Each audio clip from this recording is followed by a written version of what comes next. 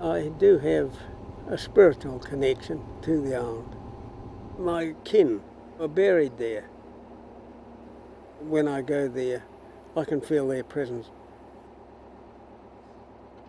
This is where my ancestors came from, George Newton and his married wife, Whare Tutu. They had been living on Codfish Island, but they moved down here where Bishop Selwyn found them and married them, 6th of February 1844.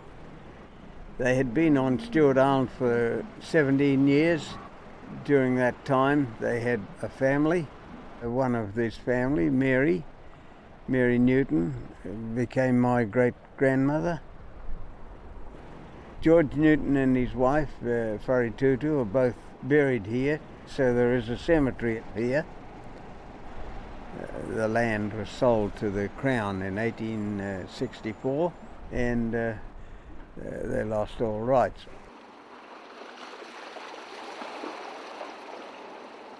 Lord's River was a very, very special place for all our family. Haere, our tipuna, was not in favour of selling Stewart Island, and if you look through the sale of Stewart Island you see where he took no money. He kept Horomamai and Whare Taha, known as Breaksea, as his Muttonbird Islands, and he took a reserve on that first beach, 30 acres. And he lived with the Paratas. He had 2 sisters. One was married to Cooper, and that was my great-great-grandmother. Rakiura to me is virtually my tūranga waiwai, or tūraka waiwai.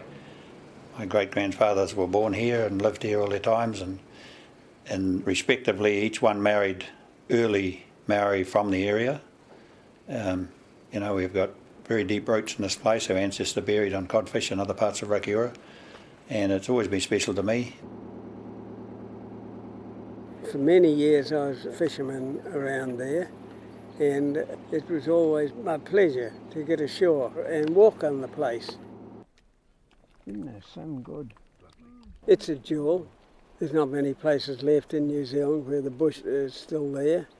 The solitude. Solitude means a lot to a lot of people. You can get that there.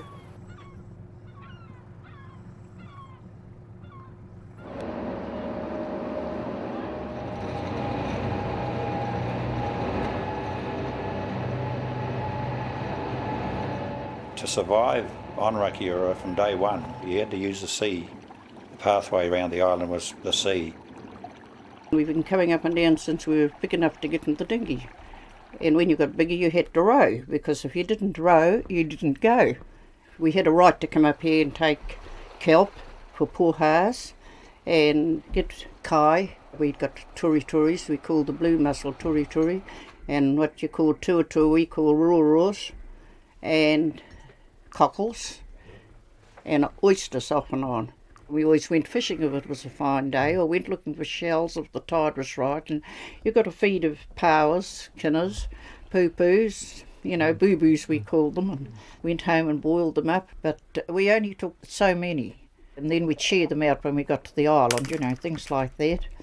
I suppose years ago they'd get birds too. But at that point out here, going through the passage, there's muttonbirds all along that point on the mainland side. Early Polynesian arrivals to the country would have come from the islands of the North Pacific. Migration of the great waka from Hawaii to New Zealand, and the earliest known one was Maui in 900, I think it was, that he came here. He claimed the whole of the South Island. He called it the Waka of Maui. And to prevent his canoe from drifting away, he reached down into the water and pulled up a stone from the bottom of the sea, Stewart Island, attached a rope to it and put it back over, and that became Te Puka o Te Waka o Maui, meaning the anchor stone of Maui's canoe. Later it became known as Motunui, meaning a big island. Later on it became Rakiura because of Te Rakitamo.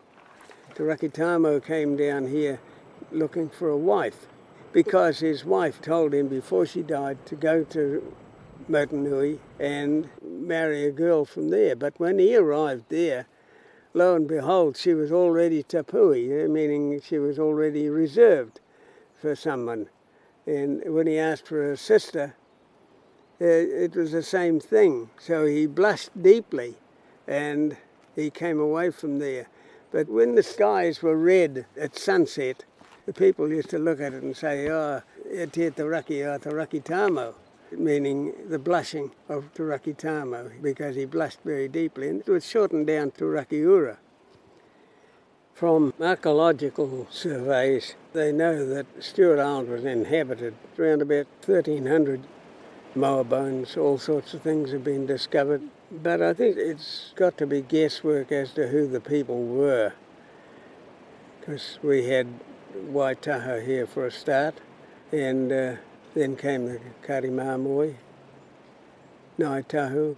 They all sort of intermarried, interrelated, and most of the descendants and owners of Rakiura Maryland are from those marriages and integration of the different tribes of the area over those years. Rakiura was a place of refuge for people fleeing from intertribal fighting and so forth until they regained enough strength to return to where they came from. There's hardly a bay around this coast of Rakiura, east or west side, that I haven't come across remnants of occupation pre-European, whether it be middens or chisel on the beach or on the rocks or adze or something. And often you'd find where there'd been a slip and there'd be the remnants of a midden and stuff there. I think they were pretty transient. They would have probably moved in here, certainly for the titi, and then in other times of the year through the summer months, they may have been chasing the eels up the rivers and probably gathering flax and bits and pieces. They certainly moved around. And Albion Inlet in the early days was, there was a kike here where Maori lived. There's quite a flat behind there, and the flax you see planted there is the harikeki, and it came from Roabuki Island. It was the only place that they got it. They brought it from. It was a good place here. The cockles are available. There was always birds and things like that. Actually, it was quite a good place to have a kike. Sheltered in all weathers. When they were negotiating the coast, they'd just go ashore at a suitable bay if the weather wasn't suitable to travel on and set up camp. And they'd build one of those whare rau's there in 2 or 3 hours. They've got several names, also known as a whare porataka, which is a round house, and they're also known as a mai whare rau. They were used as dwelling houses at one time and workhouses. Only the dwelling houses had the karaputa in the top with the hole for the fire. Any other building that wasn't used as a dwelling house was termed a wharau. They were good too, nice, warm. There was a lot of them here at one time. The little fire in the middle is what is known as a takuahi, and it's only there for warmth. It's only a small fire, and you place a few rocks around and keep the fire into it because there's such a lot of fern, dry fern, that's placed in there for the purpose of keeping off the mud. No cooking is done within these buildings. All cooking is done outside. A taupari is an overhang of rock, and there's a clean, dry place underneath, used as accommodation. It was open at the front, and they all faced north, so that they would get the benefit of the sun.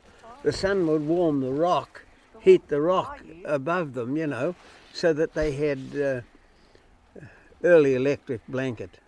Solar powered. Yeah, solar powered. Probably the prominent strongholds of the early tangata whenua, where they used to haul ashore, with Putatara, which is East Raggedy, and there was a big pa there.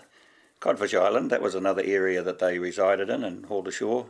Te Hapua, the gutter at Masons, that was quite a prominent settlement. The south end of the spit at the neck, they lived there for a number of years. Bravo Island, Native Island was another one. So the survival of the early settlers was mainly out of the sea, and the bird life on the land, relatively easy to get. The fact that it was an island was easier for them to manage, and they did manage the resource that was here too. They certainly looked after it. And of course the titi, even today, it's a major part of our lives. The next sort of influx of residents to the area would be the seamen off the sealing ships. Most of them married Maori women, and of course 1820s through to 1850s the sealing was in decline. And once the sealing was over, it wasn't long before the whaling era started. And of course, most whaling ships came from the old country, the States, France. There's all sorts of League of Nations on the ships crewing them. And conditions on the ships weren't up to much, and consequently a lot of the seamen jumped ship while they were in this area. Married Maori women, mainly for their own protection. It was the woman who protected them from her own people. And one of them was our ancestor, Yankee Smith. He jumped ship in 1860. If you dodged the authorities, I think it was about 3 months you could stay, but if you didn't, you'd be repatriated. You'd be shot home in the first opportunity and also jailed. And there's a cave at the neck. You can go into it low water, and that's where the Maori families and European used to hide these seamen that had jumped ship. We're here at Whenua, Codfish Island. You can see over there the popo that I carved. I named it Hinaketi, girl with the basket. She's standing where the first half-caste settlement in New Zealand was. Maori girls married to Pākehā seamen. And there's quite a village there, right round there. It's the most sheltered place on the island, where you've got a good view out too of any approaching vessels. The marriages here took place, although they'd been with their partners for years and years. The first marriages took place here on the 7th of February 1844. It was conducted by Bishop Selwyn. That's who we descend from. Nearly all Maori that live in Bluff and on Stewart Arms. About the 1850s, codfish was almost vacated and they moved down the eastern coast of Rakiura, mainly Bungaree, Murray River, Mamaku Point, Maori Beach and those places. A lot of those places I found middens where banks have fallen away over there. So they would have been scattered all along that coast, and eventually most of them would have ended up at the neck. But there was quite a big population on the neck alone, around about 250 people living there. When the neck was populated, people would say, "How do you survive here?" And that was the answer they would get. Ahi Kaa Roa Tuturu tepu. When the tide is out, the table is laid. And that was how those people lived, because in those days they were absolutely isolated and they relied on the foreshore for their survival. All the houses were dotted round the coast, and the bush had been cleared, and they had gardens behind the houses. And they resided there till about 1915 is when the school closed, because most of the people were moving away. And of course they'd crossed the straits to Haraka, Aparima and Wakapatu and Waikawa, Bluff, Invercargill all round, and Rakiura into Half Moon Bay here, some of them. There's nothing there now. Families moved away, died out. I've listed 13 cemeteries on the neck, which were sacred to the people, and still are. All those cemeteries were just above the shore. The biggest one there now, I would say, is the Joss's one. We thought times were hard when we looked back, but we didn't know any other way. But then when you look further back, things were harder still for the older ones ahead of us. Mm-hmm. And even my grandmother used to have to go fishing. My grandfather was drowned. She was left with a young family. She'd take them, send them to school at the neck and row a boat out around Bench Island and fish all day and come back to Manning's Bay and land the fish and go home and milk the cow and get the kids organised again. So, you know. I guess it's been quite a struggle for the Tangata Whenua to survive in this place. What kept my family here was mainly the fishing, and also the sawmills sort of started operating in the 1860s. So there was an opportunity there for some of the early settlers to have an income, commercial activities where you could get a job and make a living. Fishing would probably be the main one, and then milling was from 1860 through till about 1935. The last mill to close was the Maori Beach one. And then, of course, later they introduced deer to the island, and by about the 1920s, 30s, it was an opportunity to hunt the deer and, you know, virtually make a living out of that. And then they got to the stage where numbers increased so dramatically that they had to have government deer cullers come in. And a lot of the cullers in the early day were the, you know, residents of the island here. My father, Tommy Ryan, was appointed as deer culler in the 1920s. He was one of the originals appointed in New Zealand, as a matter of fact, and He was only a little man, about 5'6", and very light, but he was pretty weathery and leathery. Very often he'd go out in bare feet. He used to hunt like that. Because the majority of red deer are at Raggedy on Stewart Island, he became very involved with Raggedy in the early 20s. And they built a little old wooden hut they used to live in when they were shooting there. He knew Stewart Island like the back of his hand. At the end of the Depression, when they counted all the deer skins on the fences hanging around Stewart Island that him and Roy Trail had shot, there was over 360 of them, and that had helped to supplement people's diets or meal tables in the Depression, was all the deer meat that they shot and brought back. It was common practice among fishermen to burn the place off so that grass would grow there and entice deer out. Thousands of deer have been shot just from the deck of a boat. It was quite common to see boats going round with a deer hanging in the rigging. That was your fresh meat. Stewart Island. I'm glad I knew it when it was just a fishing village. Yes, that was all. Yeah, I remember all the little boats trundling out in the mornings. Yeah. They used to fish around only a few boats went south. The bigger ones. They had fishing companies down at Broad Bay and Pegasus, and of course the boats required to do that were a lot bigger because they were running fish from there directly back to Bluff. And the boats had to be big, like the old Brit and the TY Punamo and the Rakiura and the Scout, the Comet, and all those boats. They were all built for those sort of activities. Most of the crews on the boats were Rakiura Maori. Some of the skippers were Pakeas, but there were some damn good Maori skippers on those boats. Did a great job too for the type of environment they were in those days. Most of the trips they did were under sail. I fished in the Rakiura. She was one of the biggest boats down here at the time, or probably the biggest. She was four-handed, and we didn't put our fish into the freezer here. We used to fish 4 days, and we had an ice box in which we put our fish, and then we'd run them home to the Bluff. We did most of our fishing out at the traps out there. It was hard work then because you'd leave here at 4 o'clock in the morning to go out to the traps to catch daylight, you see. And you'd be as late as 10 o'clock at night before you finished scrubbing your fish. You'd gut them and clean them, scrub them and so forth. And you're hardly in bed before you was up again. There was quite a good fishing record put up here by George Fife and Peter Toby. Their biggest day of a young fella and a fisherman here was a tonne and 3/4 of fish for the day. So, you know, that's a lot of fish for two guys hand hauling out here in 60 fathoms off the South Traps. So. When George knocked off fishing, sometimes he fished alone, which I didn't very well like, and then I was so glad when he gave up fishing. And then my son started, so that was, you know, there's that danger out there.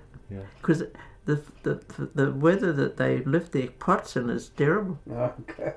I can remember George, 2 fine days. George has gone fishing.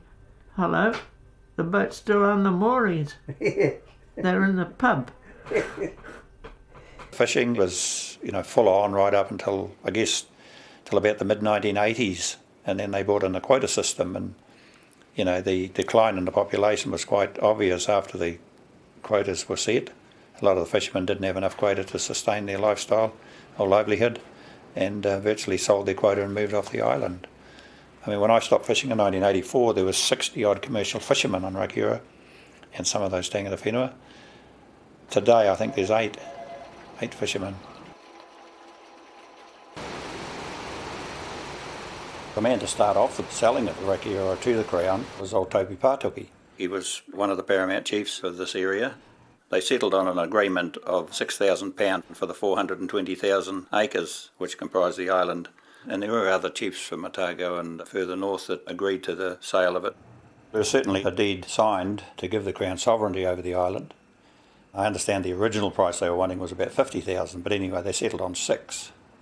The terms of the payment was to be 2,000 up front, of which they certainly received, and was divided not quite equally amongst everybody.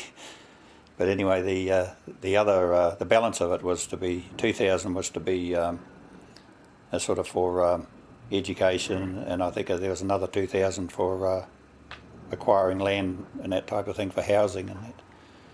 But the actual amount that the Crown paid, from my understanding, was just the $2,000 up front.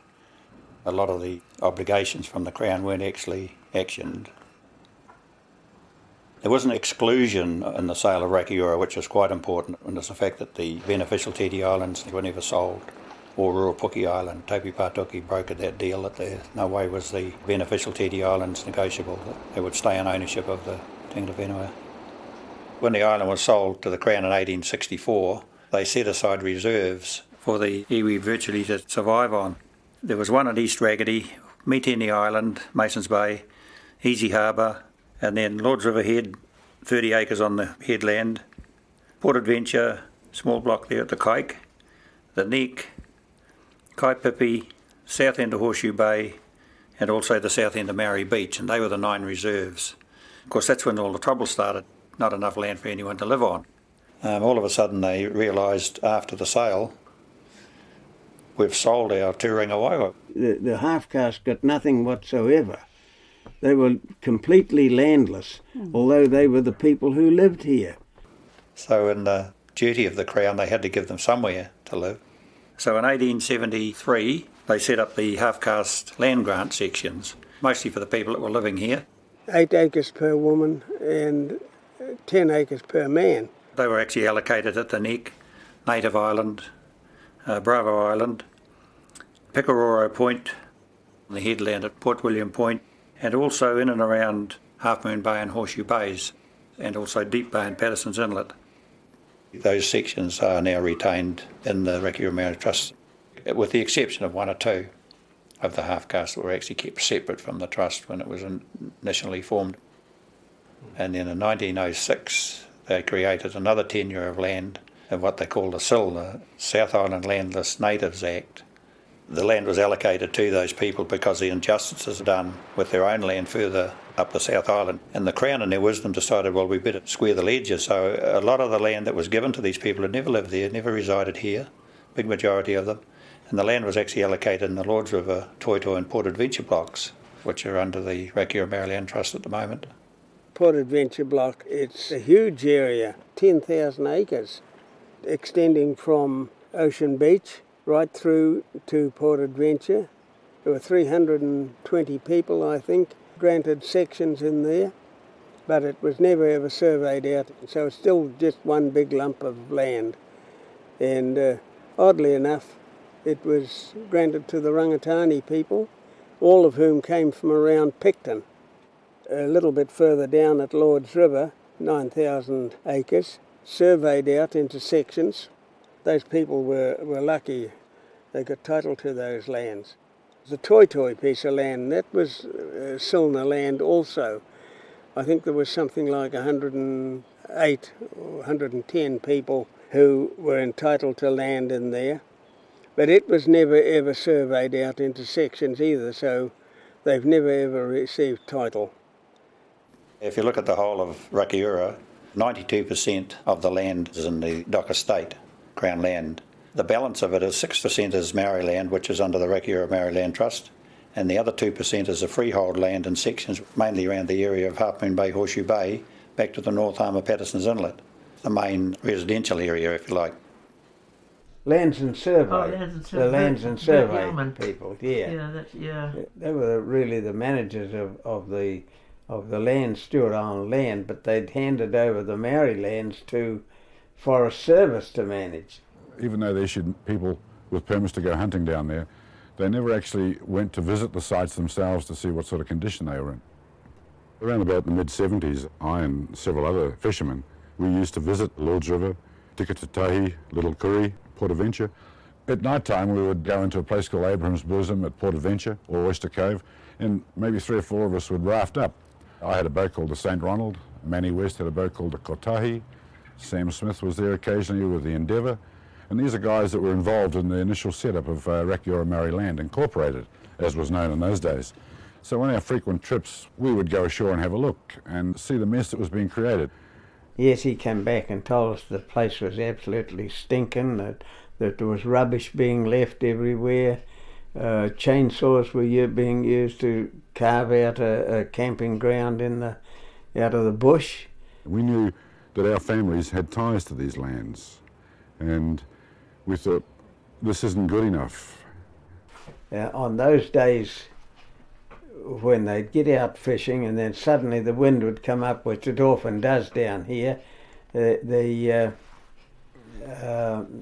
go ashore for a shot. But they were being met on the beach by people coming out of the bush and saying, "You can't come here, this is my patch." Once we got ordered off the beach because there were hunters come out of the bush and wondered why we were here. We were having a great old time and the children were in the water having a swim and everything, and we out of the bush came, I think there was about 8 men with rifles and packs and demanded to know what we were doing here because they were there shooting. We had a bit of a discussion with them and told them we had a right to be up here. As caretakers, we were caretakers of the land, we had to do something about it. So we formed this loose body of people, and made a formal application to the Maori Land Court to have us incorporated as caretakers of the land. In essence, we wanted a say as to who went on it and sets of guidelines as to what these people can and cannot do on the land. And that took place around about the mid-70s, I think from memory around about 76 or 77. And really, my younger brother, he was the brains in the whole lot as it turned out, and he knew what to say and where to say it and who to contact. And we had to get permission, I guess, from as many owners as we could contact to establish ourselves in their eyes as caretakers. And we also had to let them know what was happening with the land. A lot of these people were scattered length and breadth of the country. And of course that led to making application to the court case and eventually fronting up in front of Judge Smith in Invercargill. Our authority actually came from being landowners here, and the judge took that into account. At the end of the hearing, the judge told us that if we were to become an incorporated society, then he would vest the Maori land in us, and that's what he did. And that's how we came into being. The Rakiura Maori Land Trust, it's actually a collection of people who whakapapa back to Rakiura in some way.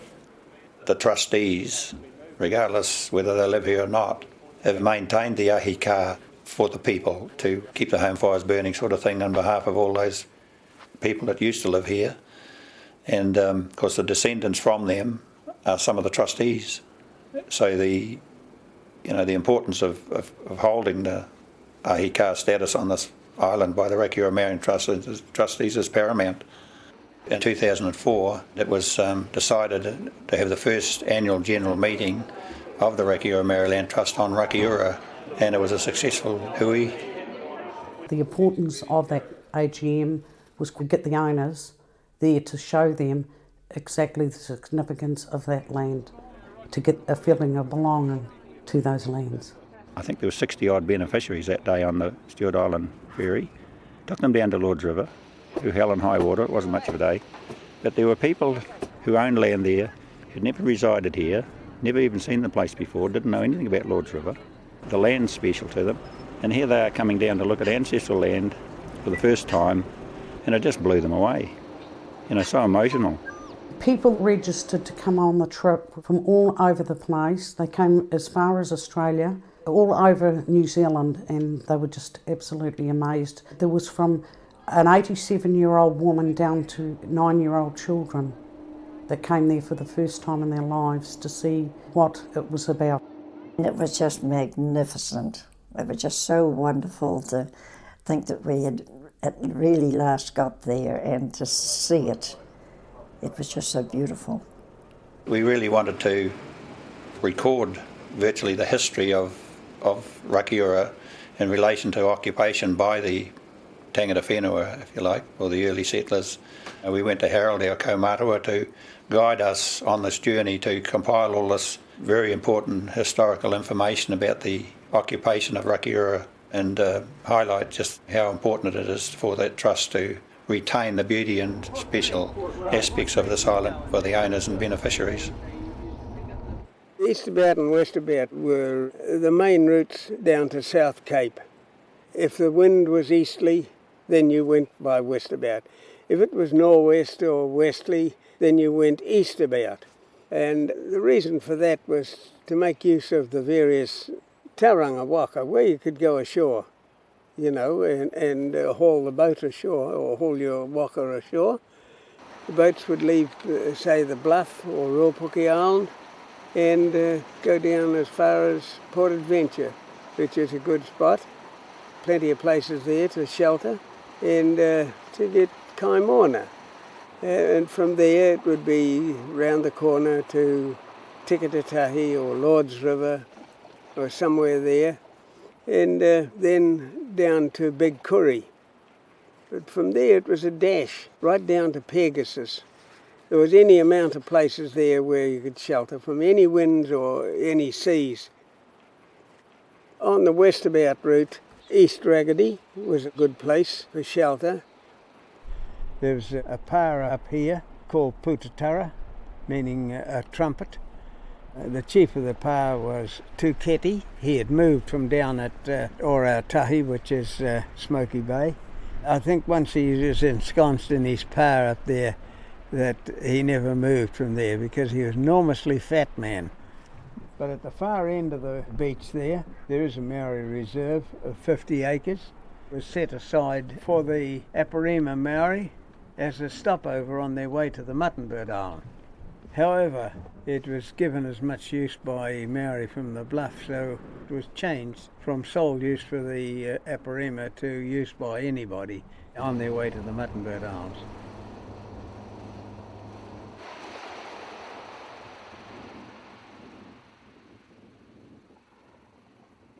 We're here at Tahapua in Mason's Bay. I was here in 1933. That was my first time in here. We only came ashore to stretch our legs. It must have been in those early days quite a populous place, and the number of skeletons, skulls and so forth that we got out of the cliffs along here. This is the general area where the tauihu or canoe prow was found. About 96, I think, it was recovered. It's now in the Invercargill Museum. We're in Easy Harbour now, right up at the top beach. This is where the Maori Reserve is up here. It's only a small reserve, but it's very steep and pretty well useless because you'd need to be a mountain goat to hang on up there, climb up those hills. The significance of the beach here, though, is that this is where the muttonbirders had a hut in which they put people who didn't want to go out and roll around all day on the Wairua or some of these boats that were picking them up. The Wairua used to carry practically everybody. It was nothing for her to have 120, 140 passengers all going to different landings, so it was quite a time. Everything had to be landed by dinghy. It was a terribly slow job. Every piece had to be handled, one man to another man, first from the boat into the dinghy, then from the dinghy onto the rocks ashore. It was a terrible slow process. Today it's so fast with the helicopter, it's a matter of minutes where it used to take days. It's part of our life, you know. Every year it's an annual hikoi where our tupuna used to catch them, and the number that you catch is regulated by your ability to work. And if you want to work hard to make a few bob, do it, but you still have that underlying feeling of your rights and your heritage. And to me that's paramount. Yeah. I think if you lose sight of that, you've lost sight of the whole importance of the catching and taking of the titi, you know. If you look at the transportation to the Muttonbird Islands, originally they'd go down the Big Waka, drop all the birders off at their respective landings. That progressed to sailing boats. Numerous boats took birders down for years out of Riverton and Bluff, Colac Bay and those places, Half Moon Bay. And then as the diesel engine came, fishermen were always involved. Orewa, Kekano, Water Lily, Sail and that. Most of the fishermen in those days had Maori crew anyway. So I guess there was always a tendency there because they were crew that the owner and the skipper would take them down to their islands. And really that was the lifeline of the birders, of those fishermen. So the association between the fishermen and the birders has always been there. And more so if you were tangata whenua too. You'd look after your mates and they'd look after you. It took weeks sometimes to get down there. The weather's so fickle, they went as far as they could while the weather was fine to get to wherever they were going. And they wouldn't go before consulting with a tohoka, or tohunga as they say. Tohoka was the way they say it here. He would tell them by the signs whether it was safe to travel or not. You had to find somewhere to stay the night, and there was no safer place than the river here to come into, because the little beaches and so forth that you could land on and draw your canoe ashore. It was a definite haven for travelling parties because it's got everything in here. There's flax to make baskets. There's kelp in which you can make poha. Totara trees where you can get the bark to sheathe the poha with. There's certain parts of Lord's River that there was only one side of the river that they actually took the bark from the tree, so they obviously had some feeling towards the forest. And I understood too that they only took one strip off each tree. You didn't take the whole lot, you killed the tree. If you look at the Tutu Kaumatua forest, it was taking care of itself through a covenant with the Crown and total protection in perpetuity, as if it was a national park, total protection of the forest. That was one of the reasons we went to the Crown and said, well, we want to mill this timber because they've never had any revenue off it ever. And the Crown decided, no, they don't want the trees cut down. We'll compensate you for protection of your forest, and that's virtually what happened. We will administer and look after it in perpetuity for the beneficiaries. That's our responsibility, and for that reason we do things exactly as per the direction of the Te Ture Whenua Maori Land Act. We're bound by statute to do that. The Lord's River land, because the campsites were getting in such a mess, we decided to put some of these self-contained 6-bunk huts. We have little pot-belly stoves in them, and they burn coal in them now, so you don't have to cut trees down. And it's just amazing how clean and tidy they are. It's working well. Tutai Kaumatua is the Maori name of this place. It was named Tutai Kaumatua by a chief called Te Kaha, who was on the trail of a hated enemy, and this enemy was fleeing ahead of them. And along the trail you've got tikatatahi, which is one. They left signs everywhere. Tikatatahi means shit on the seashore. And then you come along here, they found signs here, Tutai Kaumatua, which means diminishing pieces of dung, Further up here, you've got Tutai Pawhati, which is a person pushing through the bush, would break a branch, you see, and it would hang down. Although it was still attached to the tree, it would hang down. That's a Pawhati. And it somehow got dung on it, Tutai Pawhati. And this was the trail they followed all the way until they got to Toitoi. Toitoi means to trot, and the fleeing enemy must have trotted off into the sunshine, I think, or into the sunset, for the simple reason that that's where the trail ended, and I don't know what happened. So we always thought when we were young, laughed about it because we thought, well, somebody must have had stomach trouble or something all the way down, The history of those places where our ancestors lived for short times, periodically through years, generations before us. The history was instilled in us as young boys, the respect, and to be given the knowledge. That's what's special. There's places down there. I've experienced one place that still make the hair stand up the back of my neck. There's very, very few parts of New Zealand compare with Rakiura. It's certainly a lot bigger than what people believe when they step off the ferry. It's roughly 420,000 acres, 60 kilometres from north to south. It's about 40 kilometres at the widest part.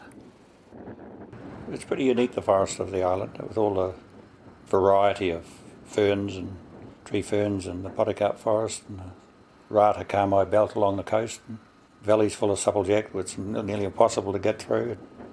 And of course the bird life is quite special here too. Stuart boasts the highest number of kiwi or tokaweka than any forest of New Zealand. Currently the Department of Conservation estimate that there could be 20,000 because of the fact that they're spread right over Rakiura. and all the other species of birds.